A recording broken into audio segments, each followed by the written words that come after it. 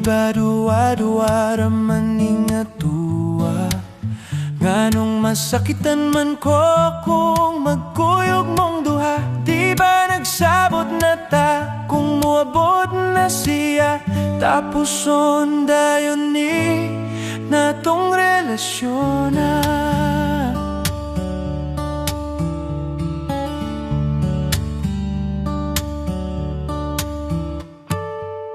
Og ako karon nakapangutana, nganong karon pa man ka nga may uyab na tang duha. May kong nanon ko sa pagbiyana niya, kay gipaila-ila na ko sa iyang mama. Maong ikaw akong gibiyaan ng hinaot nga makalimtan ang talag sa ong kalipay nga kanimura na tagamtaman.